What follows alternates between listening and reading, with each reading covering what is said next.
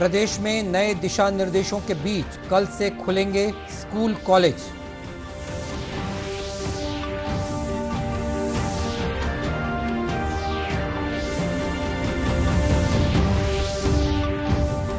राष्ट्रीय टीकाकरण अभियान के तहत 47 करोड़ से अधिक लोगों को कोरोना से बचाव के लिए लगाए गए टीके।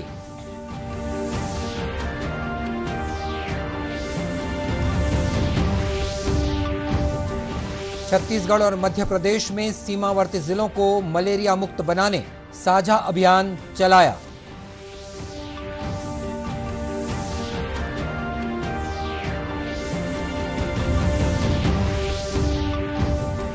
और देश भर में आज 3 तलाक के खिलाफ कानून बनने के उपलक्ष्य में मुस्लिम महिला अधिकार दिवस मनाया जा रहा है।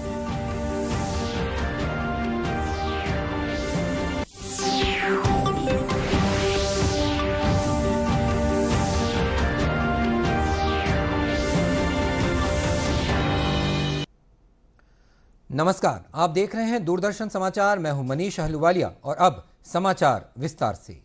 छत्तीसगढ़ में करीब 16 महीने बाद नए बदलावों के साथ कल 2 अगस्त से स्कूल और कॉलेज खोले जाएंगे। प्रदेश के 56,000 सरकारी, निजी और अनुदान प्राप्त स्कूलों में काफी कुछ बदला नजर आएगा। साथ ही प्रदेश के 57 लाख विद्यार्थियों और 2 लाख से अधिक शिक्षकों के लिए इस बार शिक्षा सत्र भी अनूठा होगा।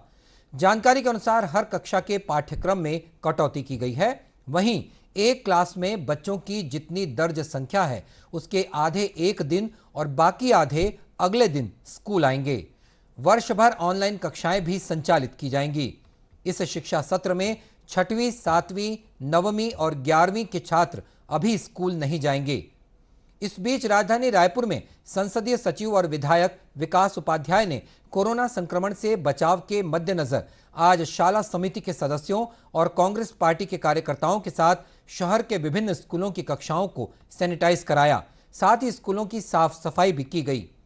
इस मौके पर मीडिया से बातचीत में संसदीय सचिव ने बताया कि उन्होंने निजी विद्यालयों को भी पत्र लिखकर सैनिटाइज करने का निवेदन किया है। उन्होंने कहा कि शाला परिवार के सभी शिक्षकों और कर्मचारियों जिन्होंने कोविड टीका लगवा लिया है उनका नाम शाला के सूचना पटल पर चस्पा किया जाए ताकि बचे हुए शिक्षक और कर्मचारी कोविड टीका लगाने के लिए प्रेरित हों। स्थिति के बाद छत्तीसगढ़ सरकार के द्वारा स्कूलों को फिर से खोलने की शुरुआत की जा रही है। बच्चों के भविष्य का सवाल है। पहले ही कोविड-19 से बच्चों के भविष्य पर कहीं ना कहीं उनकी पढ़ाई में फर्क पड़ा है और स्कूल 2 तारीख से खुलने वाले हैं। उसको लेकर हमारे शाला समिति के तमाम साथी, हमारे कांग्रेस के कार्यकर्ता अलग अलग स्कूलों में जाकर जो प्राइवेट स्कूल है वहाँ के मैनेजमेंट से बात करके स्कूल को सैनिटाइज करना, वहाँ फॉगिंग मशीन से धुएं की करना और ब्लीचिंग पाउडर का छिड़काव करना, साफ सफाई का काम को खुद स्वयं हमारे कार्यकर्ता कर रहे हैं। और ये संदेश इसलिए है कि स्कूल वाले इस बात का ध्यान रखें कि बच्चे स्कूल में आएंगे। और साथ ही साथ ये भी बात कहा गया है स्कूल मैनेजमेंट से कि स्कूल के टीचिंग स्टाफ और अन्य स्टाफ के वैक्सीनेशन की जानकारी नोटिस बोर्ड में चस्पा करें। गौरतलब है कि इस शिक्षा सत्र में ऑफलाइन के साथ ऑनलाइन भी पढ़ाई जारी रहेगी। इस दौरान कोरोना से बचाव के लिए जारी दिशा निर्देशों का सभी शिक्षकों, कर्मचारियों और छात्रों को पालन करना होगा। वहीं बीमार बच्चों को शाला आने से मना किया गया है। राष्ट्रीय टीकाकरण अभियान के अंतर्गत अब तक 47 करोड़ 2 लाख से अधिक कोविड रोधी टीके लगाए जा चुके हैं। केंद्रीय स्वास्थ्य मंत्रालय ने बताया कि कल टीके की 60 लाख से अधिक डोज दी गई। इस बीच देश में कल 39,000 से अधिक रोगी कोरोना संक्रमण से मुक्त हुए हैं, जिसके बाद स्वस्थ होने की दर अब 97.36% हो गई है। अब तक 3 करोड़ 8 लाख से अधिक लोग संक्रमण से मुक्त हो चुके हैं।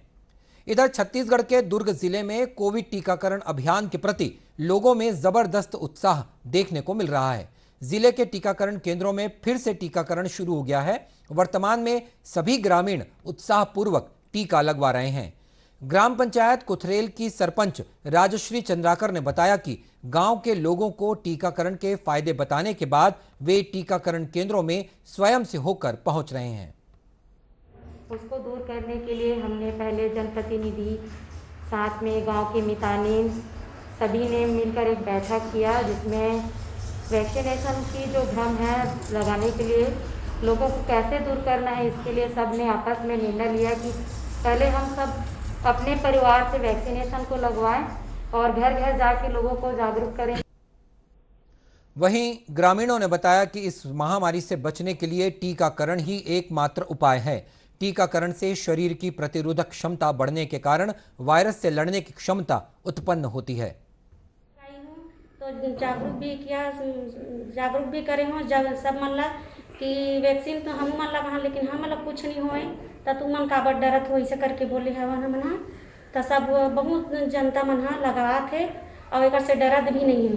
डरत रही से हम खुद दूर करे हैं मितानीन मन पंच मन पंचायत के सब सदस्य मन घर घर जाके। इस बीच दुर्ग कलेक्टर डॉक्टर सर्वेश्वर नरेंद्र भूरे ने जिले के विभिन्न टीकाकरण केंद्रों का निरीक्षण किया। इस दौरान उन्होंने स्वास्थ्य कर्मियों को आवश्यक निर्देश दिए। इस मौके पर कलेक्टर ने बताया कि जिले में टीकाकरण अभियान सुचारू रूप से चलाया जा रहा है। उन्होंने बताया कि 45 वर्ष से ऊपर के आयु के लोगों का करीब 90% टीकाकरण हो चुका है। जिले में जो 45 वर्ष से ऊपर के आयु के जो लोग हैं उनका 90% से भी ऊपर वैक्सीनेशन हो चुका है और अभी 18 मुख्य रूप से 18 से 44 वर्ष के आयु के जो लोग हैं उनका वैक्सीनेशन का कार्य मुख्य रूप से चल रहा है। इसमें जो क्योंकि हम लोगों ने विभिन्न प्रकार के माध्यम अपनाए हैं जिसमें हम लोग वैक्सीनेशन को बढ़ाया जा सके।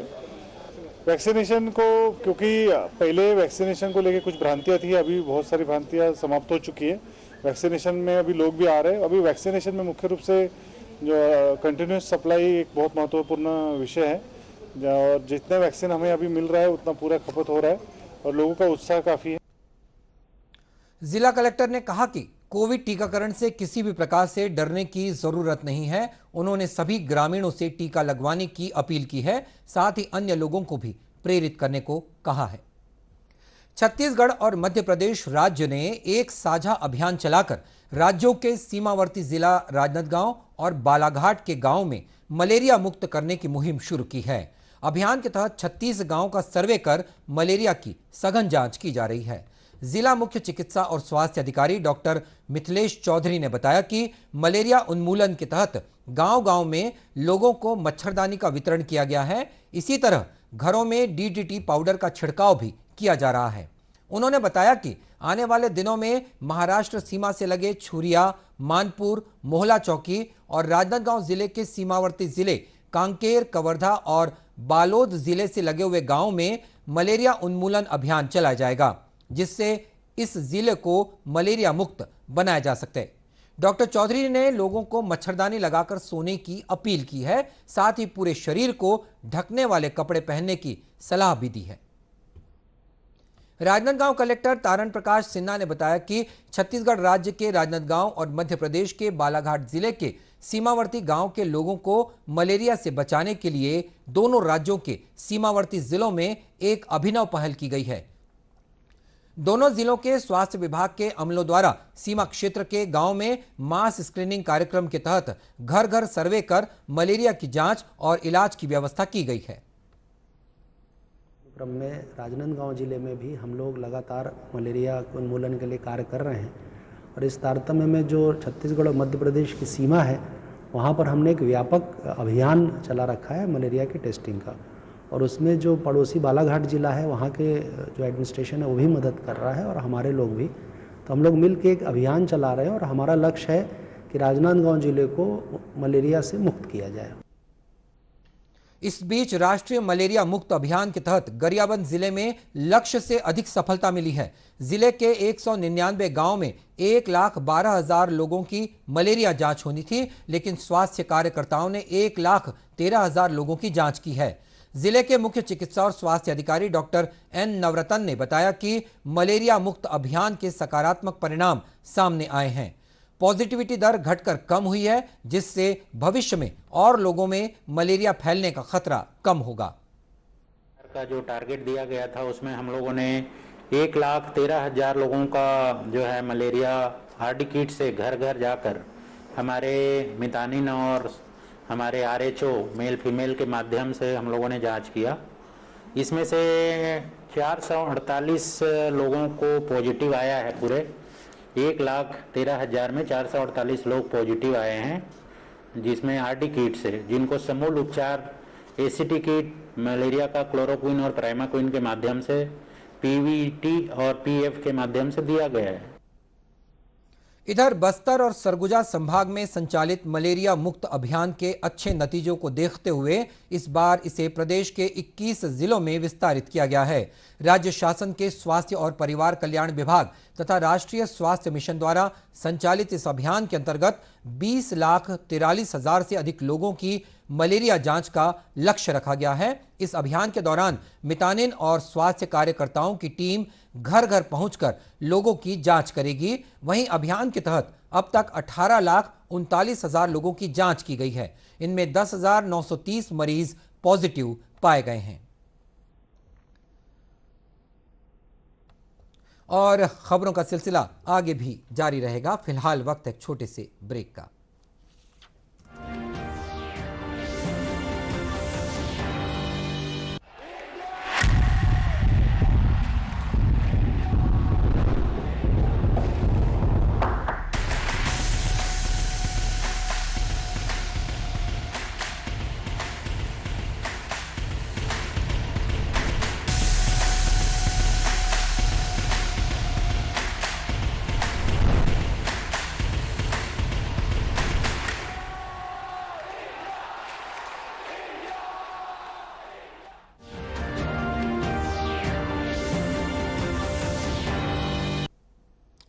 और ब्रेक के बाद एक बार फिर स्वागत है आपका दूरदर्शन समाचार में।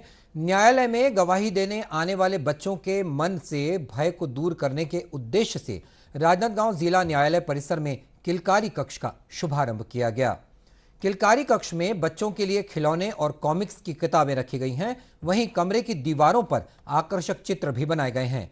कार्टून्स का आकर्षक चित्रण भी किया गया है। जिला विधिक सेवा प्राधिकरण के सचिव देवाशीष ठाकुर ने कहा कि इस नई व्यवस्था से गवाही के लिए आने वाले बच्चों के मन से भय दूर होगा और उन्हें अच्छा माहौल मिलेगा। कोर्ट में एक चाइल्ड फ्रेंडली रूम बनना है। उसका पर्पस ये है कि जो भी बच्चे आते हैं गवाही देने के लिए आते हैं तो उनको एक फ्रेंडली एटमॉस्फेयर मिले। तो उस रूम में हमारे माननीय स्पेशल जज शैलेश शर्मा साहब, उनके कोर्ट में जो की कार्रवाई होती है पॉक्सो केसेस के, तो उसमें जो भी बाल साक्षी आते हैं उनको एक हेल्दी एटमॉस्फेयर मिले ताकि वो कोर्ट में आए तो थोड़ा भयभीत ना हो। तो उनके लिए एक प्रॉपर एक रूम है जिसमें उनके खिलौने हैं वहाँ पे और बाकी पेंटिंग्स वगैरह हैं, तो ताकि उनको एक अच्छा स्वस्थ वातावरण मिले। तो इस उद्देश्य से ये चाइल्ड फ्रेंडली रूम का आज उद्घाटन किया गया है। उन्होंने कहा कि इस चाइल्ड फ्रेंडली रूम का नज़ारा किसी प्ले स्कूल की तरह ही है, जो बच्चों और उनके अभिभावकों के मन में न्यायालय के प्रति आस्था को और मजबूत करेगा। वहीं अपर जिला और सत्र न्यायाधीश शैलेश शर्मा ने बताया कि पॉक्सो एक्ट से संबंधित मामलों का निराकरण के लिए न्यायालय पहुंचने वाले बच्चों को उनके अनुकूल माहौल देने और तनाव को कम करने के साथ ही उनके मन से डर की भावना को दूर करने के उद्देश्य से ही चाइल्ड फ्रेंडली रूम का शुभारंभ किया गया है। प्रारंभ किए जाने का उद्देश्य यही है कि जब बच्चे घर से यहाँ कोर्ट में किसी के विरुद्ध गवाही देने आए तो उनके मन में ऐसी भावना नहीं आनी चाहिए कि वे कोर्ट परिसर में आए हैं। उनको ऐसा लगना चाहिए कि वो परिवार के बीच में है। इसीलिए खिलौने, उनके टॉयज़, न्यूज़पेपर, कॉमिक्स की पुस्तकें और जो भी खेलने कूदने की चीज़ें हैं वो सारी चीज़ें रखी जाती है ताकि वो हमारे साथ एक फ्रेंड जैसा माहौल उत्पन्न हो और उत्पन्न होने के बाद वो हमसे घुल मिलकर सारी घटनाओं को सही बता सके, जिससे वास्तव में जो ऐसे बच्चों के साथ अपराध होता है उस अपराधियों को दंडित किया जा सके और ऐसे अपराधों में कमी आए। गौरतलब है कि लैंगिक अपराधों से प्रभावित बच्चे न्याय के लिए गवाही देने कोर्ट में पहुंचते हैं। इस दौरान उनके मन से भय और दबाव को दूर करने के उद्देश्य से उच्चतम न्यायालय के निर्देश पर न्यायालय परिसरों में चाइल्ड फ्रेंडली रूम का निर्माण किया जा रहा है। देश में 2 साल पहले आज ही के दिन 3 तलाक के खिलाफ कानून बनने के उपलक्ष्य में मुस्लिम महिला अधिकार दिवस मनाया जा रहा है। महिला अधिकार कार्यकर्ताओं ने कहा कि इस कानून के बनने से क्रांतिकारी बदलाव आए हैं। उन्होंने कहा कि कानून के बनने के बाद तलाक के केसों में कमी आई है। हमने औरतों के जो निकाह के सुरक्षित नहीं हो पाते थे और कुरान के कानून के खिलाफ और उनके लॉ के खिलाफ, मुस्लिम लॉ के खिलाफ जो घर टूटते थे, उसको लेकर के काफी लंबा संघर्ष किया और कानून बना। बहुत अच्छी बात है, केसेस कम आ रहे हैं। कानून बनना बहुत ज़्यादा ज़रूरी था, क्योंकि इससे पहले जब भी इस तरीके के कोई केस सामने आता था तो पुलिस के पास कोई धारा या कोई ऐसी कानून नहीं था जिसके तहत उन लोगों को बुक किया जा सके जो अपनी पत्नी को बिना कुछ सोचे 3 बार तलाक बोलकर घर से बाहर निकाल देते थे। और अब जबकि कानून बन गया है, 2 साल पूरे हो गए हैं, तो कहीं ना कहीं लोगों में एक डर है, वो बिना सोचे अपनी पत्नी को यूं ही घर से बाहर नहीं निकाल देते। अल्पसंख्यक कार्य मंत्री मुख्तार अब्बास नकवी ने बताया कि सरकार ने 1 अगस्त 2019 को ये क्रांतिकारी कानून बनाकर 3 तलाक की सामाजिक कुप्रथा को अपराध घोषित किया था। श्री नकवी ने बताया कि कानून लागू होने के बाद से 3 तलाक के मामलों में काफी कमी आई है। देश में मुस्लिम महिलाओं ने इस कानून का व्यापक स्वागत किया है। अल्पसंख्यक कार्य मंत्री ने कहा कि सरकार ने 3 तलाक के विरुद्ध कानून बनाकर देश की मुस्लिम महिलाओं के आत्मसम्मान, आत्मनिर्भरता और आत्मविश्वास को बढ़ाया है। साथ ही उनके संवैधानिक, मौलिक और लोकतांत्रिक अधिकारों का संरक्षण भी किया है। जिस वक्त ट्रिपल तलाक कानून आया था तो कोई अचानक नहीं आया था। लाल किले से प्रधानमंत्री नरेंद्र मोदी जी ने ऐलान किया था कि ये कुरीति और ये कुप्रथा खत्म होनी चाहिए। बीजेपी ने अपने मैनिफेस्टो में 2019 के मैनिफेस्टो में ये कहा था कि हम 3 तलाक की कुरीति और प्रथा को खत्म करेंगे, और 1 अगस्त 2019 को संसद ने इस कानून को बना करके और इस कुरीति और कुप्रथा को खत्म किया। और इसी के साथ ये समाचार बुलेटिन समाप्त हुआ। नमस्कार।